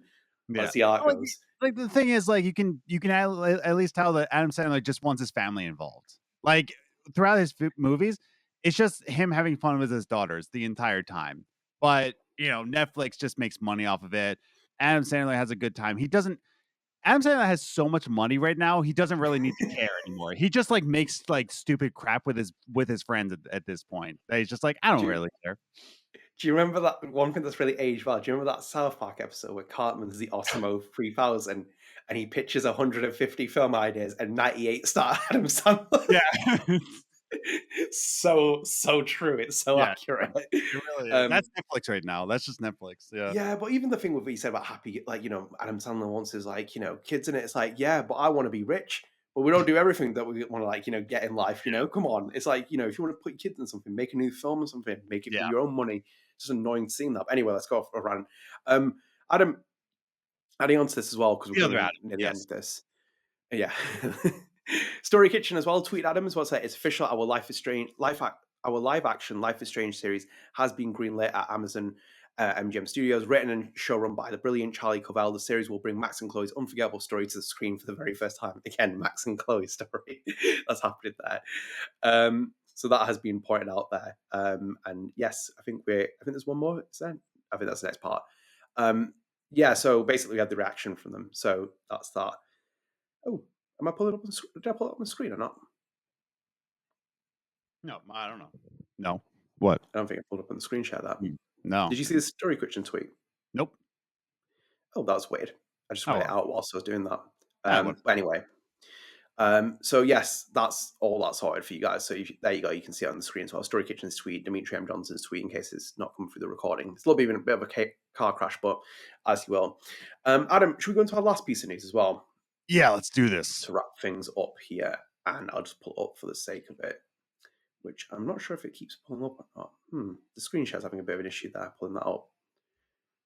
Watch as it pulls up the recording later. It's going to be all sorted. I'm like, great. I'm just pulling up the screens and like taking them down. Just a great tech thing there. Yeah. Anyway, as you can see here, Adam, they posted on Instagram as well. Amazon MGM Studios tweeted it. As you can see, there's tons of reactions in there as well. Hannah Telle has reacted, which is probably one of the big ones. She's put wow with a lot of crying faces. Max Caulfield herself. Move that out of the way. Dayeanne Hutton tweeted about it as well. Clapping. One reply. Do I dare open it? One reply. Yeah, who's the reply? Oh, okay. Oh, can't believe this. That's my dreams come true. Okay. Yes. Right. Whew. Anyway, Dayeanne Hutton tweeted about Adam as well. You see that voice actor cameos, please. An audition would be magical. And then Ashton Hyman tweeted about it there as well. Posted about a tweet about it. Instagram comment on that said she was Loretta Rice in Double Exposure. Put OMG, this is so cool. Like that's the thing, man. Can we just get the original actors involved, just as like as teachers in the background? Like even just that, it's like a nice little touch for people. You can do so much for this show, and yet nobody's involved. Hannah Telle will not be involved. I can tell Hannah Telle won't be involved. Dayeanne Hutton won't even be here. It just feels so island-esque, Island-esque, like deserted island. Who was involved in the original series? Like do you know what I mean? Where like there's really cool. Katy Bentz right here. Yeah, I was going to pull Kate up. I was trying to find it. I couldn't find it on Instagram for some reason, but Katie's popped up there as well. It says, y'all amp up us VOs get a cameo in this. Yeah, like voice actor Baker. Troy Baker. Yeah, Troy Baker was in The Last of Us.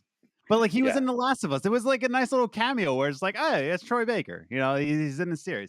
Like you always have those like little cameos that like the real fans are just like, oh, holy cow, they got that, Mm-hmm. But even if just Michel Koch just like walks in the background, like just waves at the camera a little bit. He's like not involved, Adam. I know. Like that's the wild part.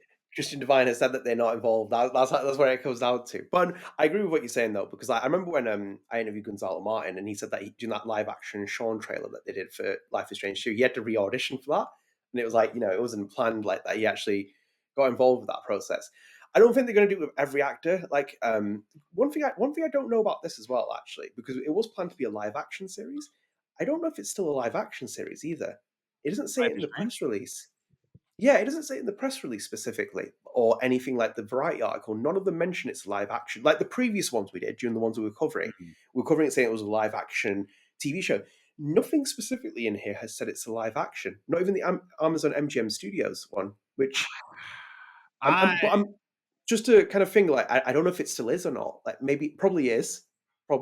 Yeah, like, I wouldn't throw a wrench in like, oh, it's going to be an animated series. I think I think it would play out well as an animated series. I think it would.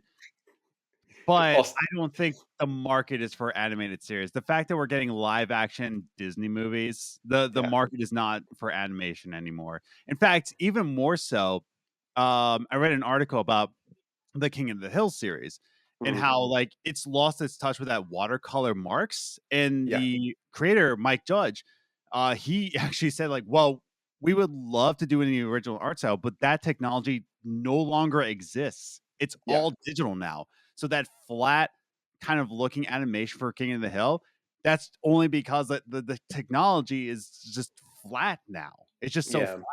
So I wouldn't get your hopes up that this is going to be an animated series because the market isn't there for animation anymore. No, and also, why would we be animating a game when it's already got cutscenes? Before anybody in the comment like says like, "Oh, what about this animated series? What about this one?" I'm like, it's niche. It's niche. Yeah.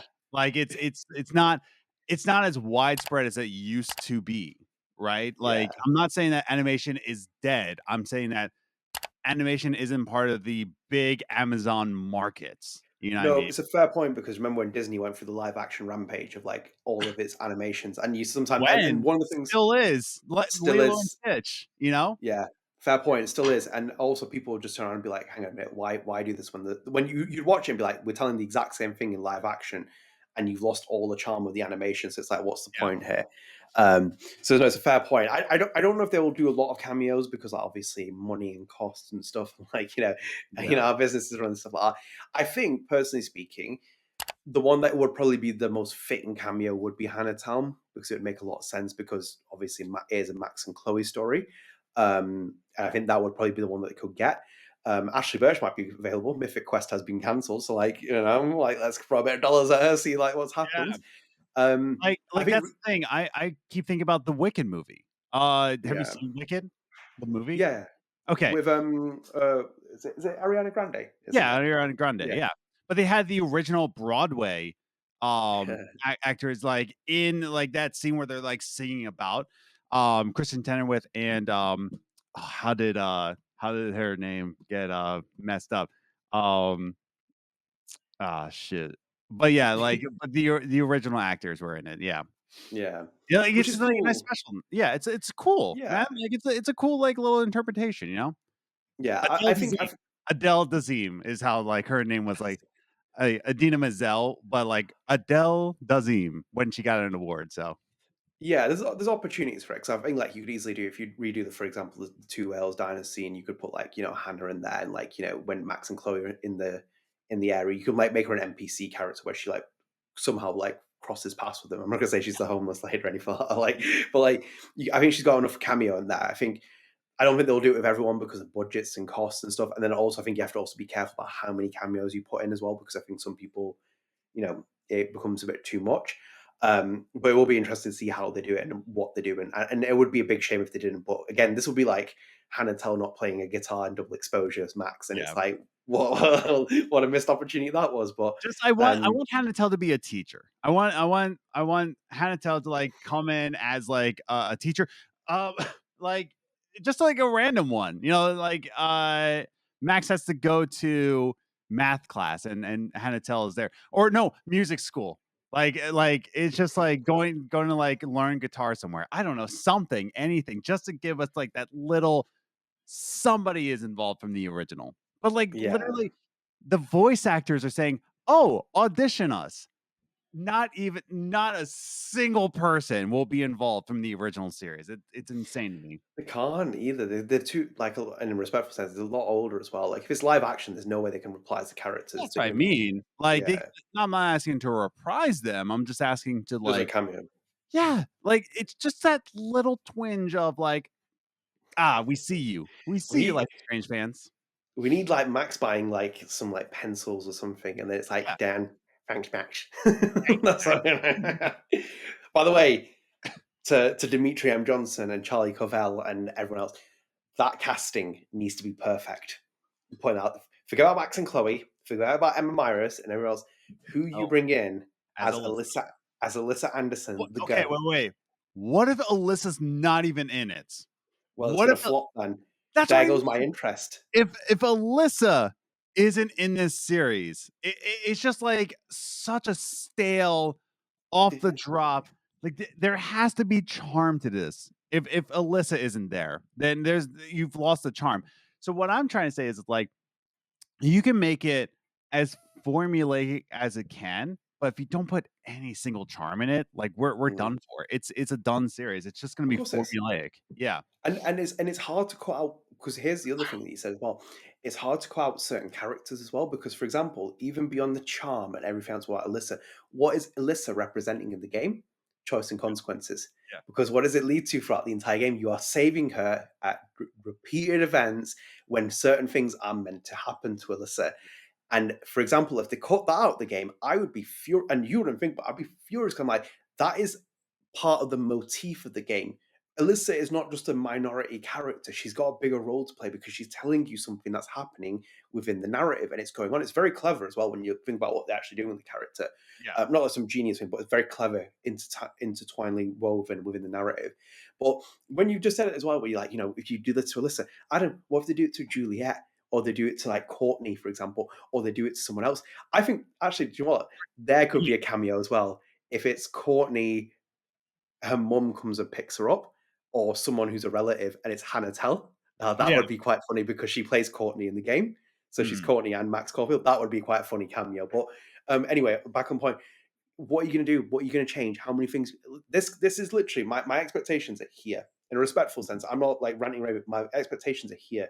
If you can surpass it, then they'll go up. But I'm literally sat here at the minute because everything and anything can go wrong at the minute. And it's been the two big blows for me at the moment were Square Enix's name attachment to the series to start with, and the fact that none of the OG creators are involved in this in any way, process, shape, or God form. bless And Christian Divine, by the way, for that tweet. oh, I love Christian. I'm going to reach out to him. I'm on the podcast. I love Christian Divine. The sassiness is just so great. Funny enough, I was listening to a Christian Divine interview before he even started because like this guy is like he's like my spirit animal now. Like the sassiness is just there. A respectful sassiness as well, because what he tweeted was like the true statement. Because I think we all deserve to know that, because that's the first question we all started wondering as well.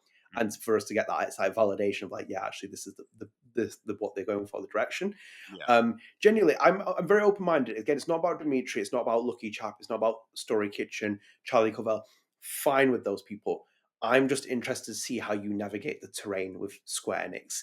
And that's because of like people have seen interviews with Zoe Thorogood before, or like read things about like the way that comics have changed, like even with the Emma Vicelli things that Emma's talked to me about in terms of the interviews that we did, like the things that we're going through the process of doing with Titan and stuff. I'm just curious what happens now where it's I think this is the biggest thing that can happen to Life is Strange, i.e. a TV show about it that is hitting Prime Video in 224 territories for like a press release here with saying that it's going global. Yes. This is make or break point, and everything has to be perfect with it, because if the minute that fan reception goes downhill from it, that's going to dominate the discourse with things. And I'm really intrigued to see what they do with it, but I think there's a lot of pitfalls that can happen here. And I think Charlie Covell has a very big job of it, because as I said to you, now just feeling spoiler having done that Michel interview, I feel terrified writing anything that Michel has touched, because it's so difficult. It's so difficult. It's like, I don't think it's easy as people make out, but it's like, there's fanfics great and stuff. Like, cool, you might be able to write the story, but how do you capture Max? Is one thing, because you don't have committees involved. You are just a fan writing something that you love for a low budget. And like the low budget things are fine. They're great. Yeah. But when you get executives involved, when you get shareholders involved, when you get committees involved, when you get again, like people who invested into the show involved, like literally the way I think about it is the way I do music, right? A lot of people say they want to be a composer, right? Or they want to be like involved in music. They want it to be their career. But I'm like, that disconnect that you have to have when you make it into a business, right? You don't have anything. So for example, Caster Garden is just like, I do whatever I want. Like no one's like coming down my back or anything like that. Weird interpretation. Don't clip that. No one's breathing down my neck. I'm just doing whatever I want, you know. But the second I get involved in a project, and again, I I'm just waiting to release these soundtracks. I'm sitting on them. Yeah. Like, I'm not trying to say that they're like breathing down my neck, but they have ideas. They are saying like, I'm investing in this project. I want you to do this and this and this. I can give my feedback, but ultimately, when you become a composer, when you become a business musician, people are involved and you are no longer the say so. You have to be okay with that. So when we go out of, well, fan fiction does this better. Well, this indie film does it better because no one's breathing down her neck. There's no shareholders, no investment. They can do whatever they want. But once this many people are like invested into it, like we said, there are 2 different production companies. There is Amazon. There is the investors behind Amazon. Like, no longer charm. Too many hands in the cookie jar. This is for example, amount of hands. Yeah. And they did it with double exposure. Go and look at the credits of the writing team. Look how many people were there writing it, laid off, etc. Too many hands in the cookie jar. What, like 3 layoffs in the midst of that double exposure, right? Like 2 or 3 layoffs. Yeah. And also as well, think about the Michel interview. Do you know we interviewed Michel, by the way, as well? Did you know that? Yeah. Luc Baghadoust. It's because I've rewatched the first part during was constantly editing it. One thing I found really fascinating was when you said to Michel, like, reeling in egos and like kind of putting yourself in a position of like, as a director, and then the expectation he had of like managing different teams and like going down a fine line, but ultimately knowing how he handles things. And then Luc obviously adding his input with things. That sums up the process of like what one individual does overseeing a project compared to, i.e., a committee where you make decisions and it bounces back and forth and where ideas come and flow. Is it going to come out corporate? Is it going to come out wholesome? Those questions and answers, like, the results are going to be interesting. So I think, to be honest, we can probably wrap up here. I'm going to probably hold this as the ultimate deep dive onto the TV show. So thank you for that. Obviously, we changed things as well. I think some of the new topics will move into the next podcast episode, and we'll kind of revisit things, and other ones are just going to get scrapped because time and stuff and relevancy.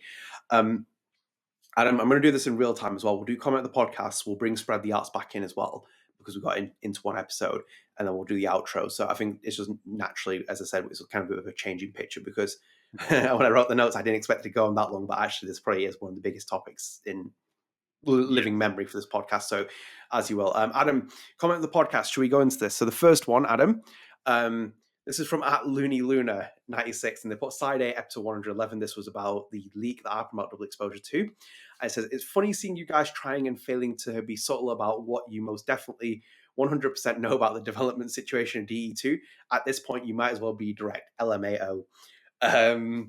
Which was... At this point, like, yeah, let's go get ourselves in trouble. Yeah, we might as well, No, do you want as well? There's a comment in reply to that, which kind of was like, I'm kind of glad they're not saying anything because all surprises are ruined and stuff like that. Which I was like, Jim, when you see 2 polarizing opposite of the pictures, I found the comment hilarious as well.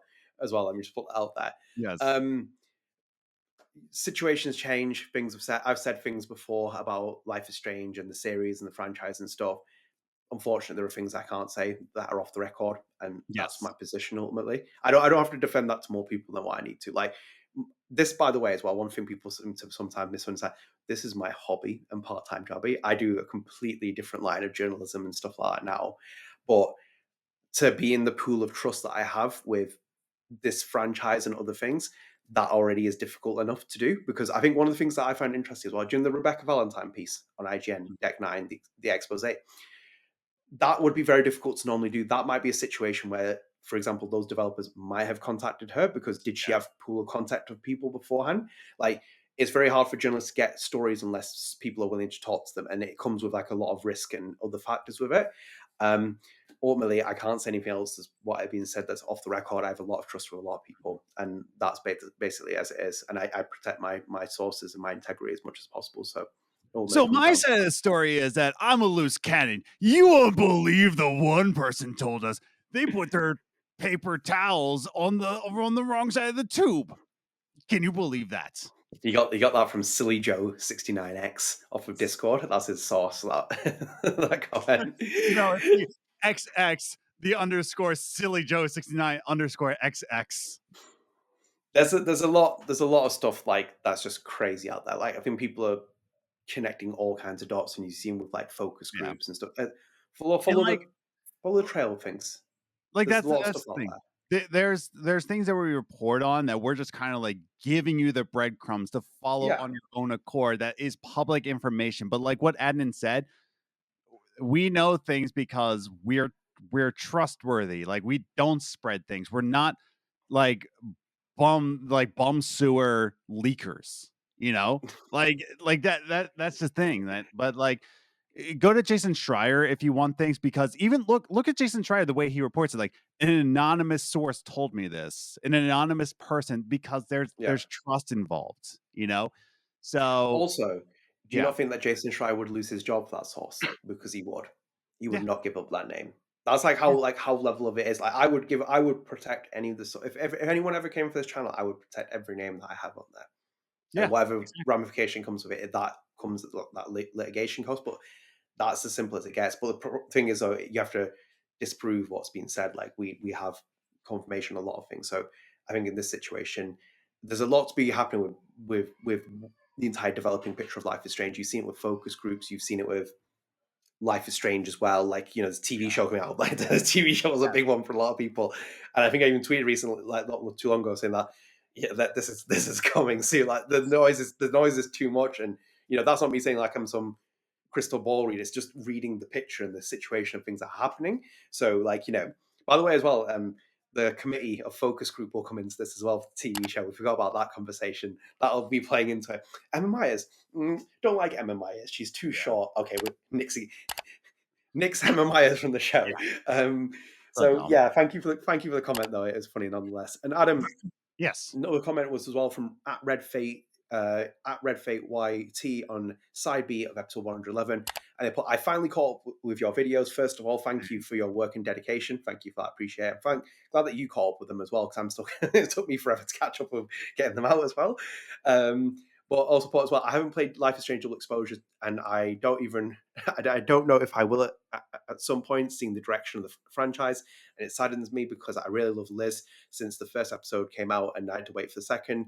By the way, I wonder how Adam will handle reading House of Leaves. I finished it a month ago. It was reprinted in June in Spain after being missing for 12 years. And I can't stop thinking about the inspirations Lost Records took from the book, which again, that fits into the tone, Adam, the conversation about like, House of Leaves being a Lost Records inspiration. How late did that come out in an interview? And we saw it and we're like, is it? And it's like, you look at Michel and it's like, okay. And it's like, this makes a lot of sense. And I did reply to that comment saying, I'm actually going to save that book for spooky season. Like, now, right now in my living environment is not really reader friendly. I've been telling Adnan that, I have noisy neighbors of some sorts, so that's really fun. But spooky season is approaching. I want that rainy fall. I live by some trees, so I want those like trees to like get a little dense and foggy. I have some soundtracks that I have in mind, so like I want to have the setting. So like spooky season is coming. I'm gonna read House of Leaves during spooky season. Very nice. Yeah, I need to get through it this year as well. It's on my shelf. I'm just not had a chance to read it, but it's great that Dmitri sent it to us. And yeah, it's a very interesting. But I flick through some of the pages as well. It's fascinating to see how it works. And yeah, I think like the comments as well, like with Double Exposure. Wait for our review again, the October review. That's going to be interesting. Adam's going to play it again, so it's going to be something. It's a very, very, very, very strange game, that Double Exposure. It works in certain ways, like because I remember some things as well. I love, like for example, the opening shot where like Max like lifts her head up, like she puts the crowbar down. Obviously, we see the Doc Martin shot. Obviously, we have to see that for sponsorship reasons. But like when she lifts her head up as well, it's very like it is kind of like nostalgic. But then there's just so many things in that game. It's like Jesus Christ Almighty. And also as well, and I've said this as well. One thing I really am like getting a bit annoyed with as well when people come and try and tell me to like this game, I'm like, stop doing that, because the amount of level of development things I've seen about this game and heard about it and everything else, just stop it, because you're not going to change my mind. Because if I told you what I know about that, you'd kind of be like, okay, that makes more sense. And it's like, yeah, that's why. Because it's kind of just trying to do mental gymnastics to save something that you want to like, and it's not worth it at that point. If you don't like it, don't like it. You can be in this world where you don't like things. You just have to admit it as it is, and rather than trying to defend every incomprehensible side. And Double Exposure, there were things I liked about it. We interviewed Baka Shai, who was fantastic. It was like that was just someone we wanted to spotlight because he had a great story to tell with it. But like ultimately, it's one of those things where there's so many things within that game that other people let down. Tessa Rose Jackson's music is let down by all the other things in this constraint. Webb's great performance direction is let down by those people running, all that other stuff, like making mess of the game development side of things. So a lot of people's good work was let down from a project where it was basically unwinnable from the start, from the way it was looking. So, so thank you for the comment as well, and appreciate that. So if you do want your comment on the podcast, please leave it on this one. We'll pick it out for the next one, because I think, obviously, as I said, we've scrapped the side A, side B episode. This has been revisionist format within the episode as we've been going on. Adam, spread the arts. You want to go first? I have a really nice one. So Bandcamp Friday was this past Friday, and I found out about this one band that's, oh my God, I'm so happy. They released an album this year, and I actually reached out to them. I want to tell you this. They're very nice people. They're incredibly nice people. So the band is called, and I'm going to show you their Bandcamp sites. Okay. The band is called Gosh Diggity, and they have an album, and the album is actually called Good Luck, Have Fun. What's special about this? Thank you. What's special about this album right here is that it's all like chiptune pop punk. Like think of like a Nickelodeon. Think of like a Nickelodeon good time, have fun. Just a really good feel to it, man. And what's nice is that in the credits, you can tell that they're like a really small band, because they go on to all our friends, to Joe's mom for designing the album cover. And Joe is the singer, guitarist, and the person that does the chiptune on it. Very nice person. But yeah, what's nice is that Good Luck, Have Fun. This album is a name your price. You can buy this album for $1 if you want to. I am telling you right now, you will not regret it, because it's so feel good. It gets you in a good mood.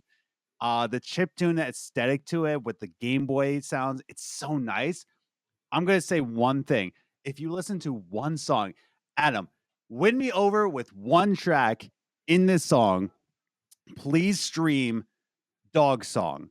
What's nice about Bandcamp is that you can stream this album before you buy it, but just listen to Dog Song. Just listen to Dog Song and tell me you don't want to buy this album for at least $1. So that's mine. Good Luck, Have Fun by Gosh Diggity. They're very nice people. Listen to Dog Song. Oh my God, just be in a good mood when you listen to it. Nice. Yeah, go and spot people on Bandcamp. There's loads of people. My spread the arts, I don't actually have it with me. It's in the other room, and I can't bother getting it because we've been going for 2 hours. It was actually a self-inserted topic at one point. Obviously, I got to meet Ruth Radley, which was which was surreal as well. I actually had a friend, because I put it on Instagram as well, and someone texted me afterwards saying, like, "Is that Ruth Radley from Chromatics?" I was like, yeah. As it says it in the caption, it is. And they were mind blown by it, because like they're a big Chromatics fan.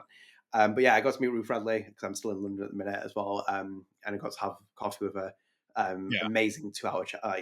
She's so cool. She's like you, like just in terms of like the music and the ethos and stuff like that. And like she was on my Bandcamp as well. Like she's like, I'm so happy to put my music on Bandcamp. She's like, she was saying to me like she loves like the vinyls. Like she's like, it's an absolute nightmare trying to ship them like European and stuff like that. But it's just like she loves doing the music and stuff. But that's the reason why I don't even have CDs or vinyls of Cast of Garden. It's just way too much logistics that I'm just me.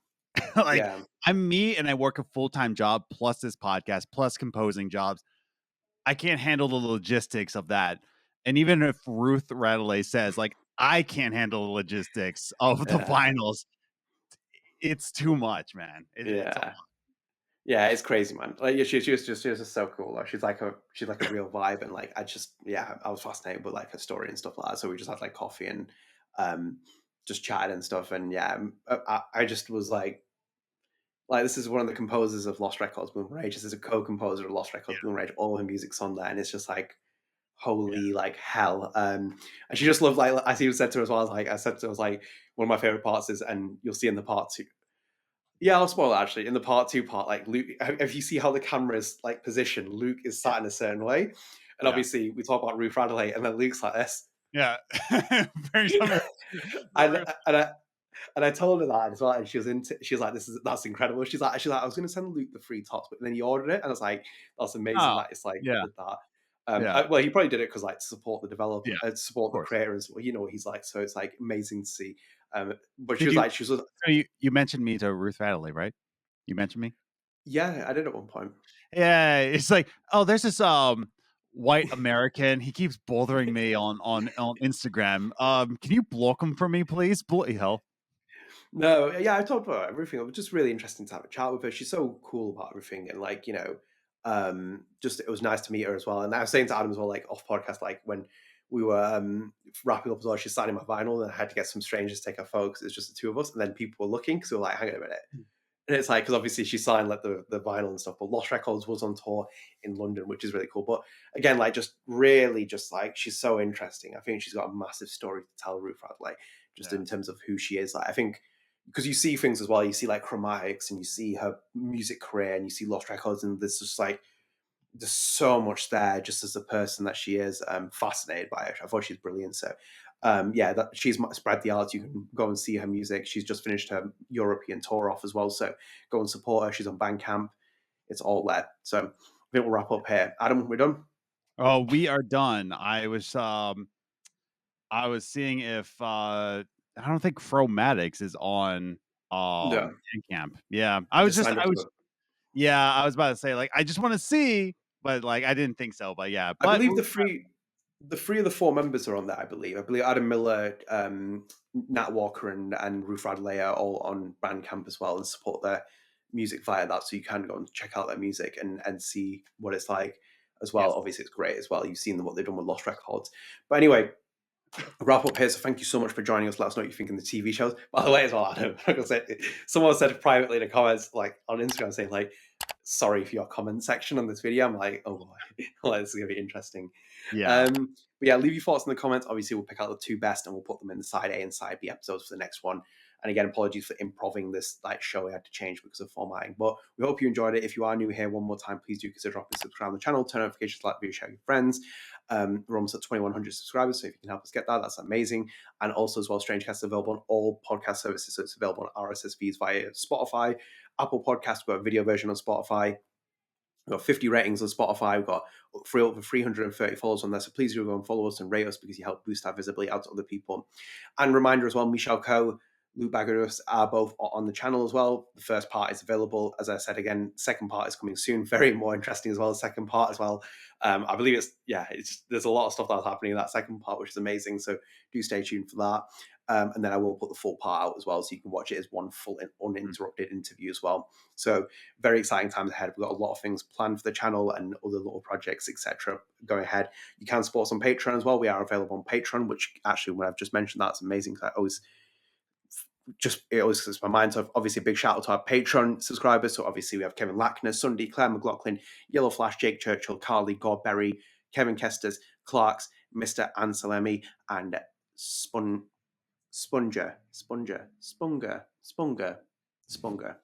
who is our new Patreon user as well. This is a Michel situation all over again with Spunger. So thank you all for supporting us via Patreon. I really appreciate it. And as you've seen before, everything goes back into the channel as it is. So we're done here. Stay tuned. We'll be back very soon with another episode. Take care, guys. See you later. Bye.